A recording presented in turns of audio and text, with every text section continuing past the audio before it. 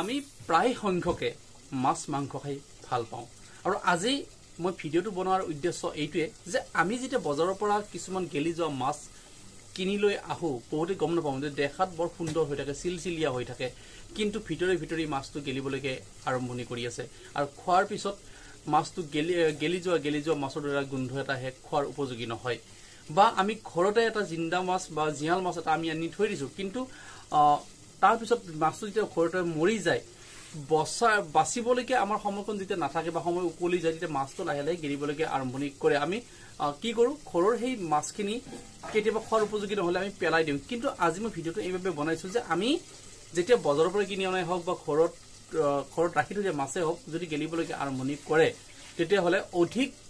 গেলি যেতিয়া নাযাব তেতিয়া আপোনালোকে এটা কাম কৰিব পাৰে মাছখিনি কেনেকৈ খালে সেই গেলি যোৱা গোন্ধটো নাহিব কেনেকৈ খালে আপোনালোকে সোৱাদ পাব বা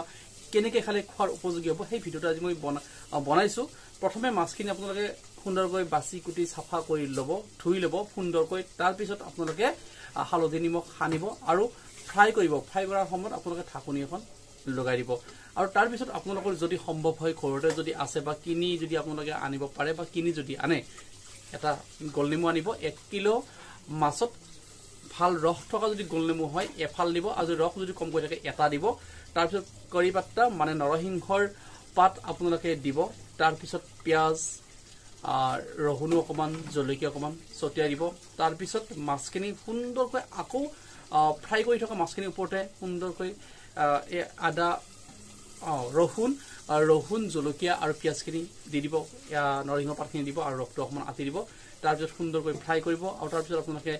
খাই চাব যে প্ৰকৃততে সেই যেটো মাছৰ গোন্ধটো আছিল গেলি যোৱা মাছৰ গোন্ধটো আছিল সেই গোন্ধটো প্ৰকৃততে থাকিব নে নাথাকে আৰু প্ৰকৃততে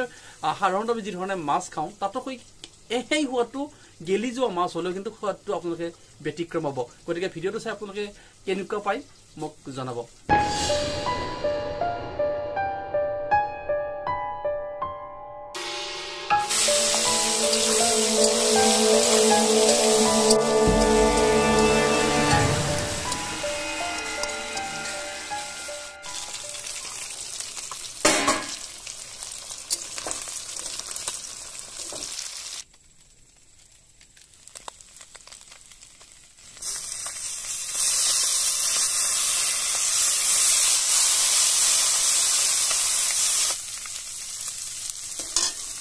পিয়াজ দিলো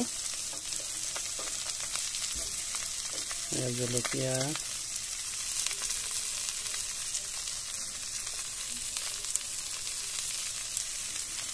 অকমান ৰহুন দিছো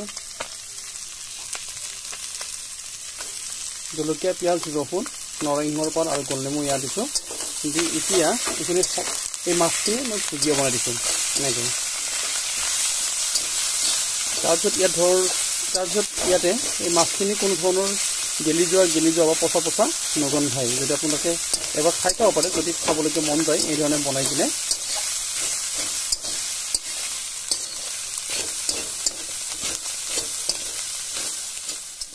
সম্পূৰ্ণৰূপে হৈ গ'ল মাছ ফ্ৰাই ভুজিয়া টাইপ বনাই দিছো সম্পূৰ্ণ আৰু এই মাছখিনি গেলিবলৈ ধৰিছিল আৰু গেলিবলৈ ধৰা মাছ কি ধৰণে বনালে খোৱাৰ উপযোগী মই আপোনালোকক বনাই দেখুৱাইছো গতিকে আপোনালোকে খাই চাব পাৰে গতিকে ইয়াত থকা যেটো গেলি যোৱা পচা গোন্ধ সেইটো আপোনালোকে খাই সেই গেলি যোৱা গোন্ধটো একেবাৰে নাপায় বন্ধুসকল আপোনালোকে ভিডিওটো চাই কেনেকুৱা পালে নাজানো কিন্তু আপোনালোকে মোক লাজ নিদিব যে হয়তো আপোনালোকে ভাবি লৈছে যে এনেকুৱা ধৰণৰ খাদ্য দেখোন আমি সদায় ঘৰতে বনাও কিন্তু আজি মই ভিডিওটো এইভাবে বনাইছো যে বহুদিন ধৰি মই খাদ্য বনোৱা ভিডিও এটা দিয়াও নাছিলো তো সেইভাবে মই আজি ভিডিওটো বনাইছো আৰু বনাই আপোনালোকক দেখুৱাবলৈ বিচাৰিছিলো যে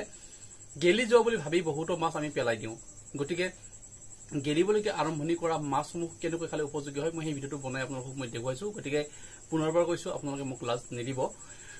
সঁচাকৈ আপোনালোকে এই পদ্ধতিত মই যি পদ্ধতিত বনাই দেখুৱাইছো এই পদ্ধতিত আপোনালোকে এবাৰ বনাই চাবলৈ চেষ্টা কৰিব এবাৰ খাবলৈকে চেষ্টা কৰিব সঁচাকৈ এটা ব্যতিক্ৰমী সোৱাদ আপোনালোকে ল'ব পাৰিব বা বিচাৰি পাব গতিকে এই ধৰণে যি পদ্ধতিত মই বনাইছো এই পদ্ধতিত এবাৰ আপোনালোকে বনাই চাব গতিকে এটা কমেন্ট জনাব আপোনালোকে যে প্ৰকৃততে কেনেকুৱা পালে ভিডিওটো চাই ধন্যবাদ